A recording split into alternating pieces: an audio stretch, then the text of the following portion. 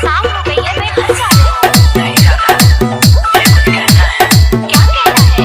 बोलो, क्या कहना है? डीजे जितेंद्र राज, कठिराव घर का वाराणसी, मेरे घर राधे गोकुल में आना, माखन का केक मेरे हाथों से खाना। मैं कैसे आऊँ?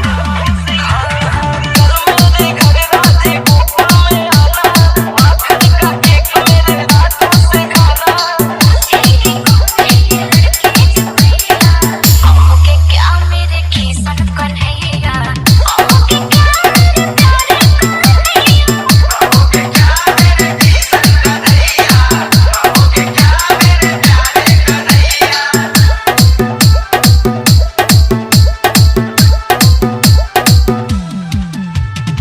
डीजे जितेंद्र राज,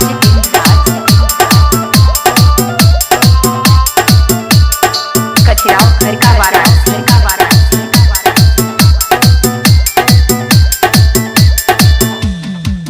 रात हो जाएगी कान्हा, पहुंचा दूंगा घर राधा, रात हो जाएगी कान्हा, पहुंचा दूंगा घर राधा।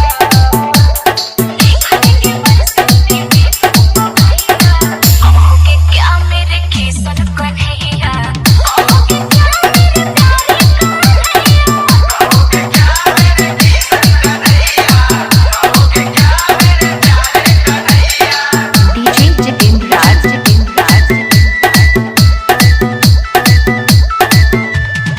कठिराव घर का वाराणसी, क्या हुआ कान्हा? क्यों नाराज हो गए?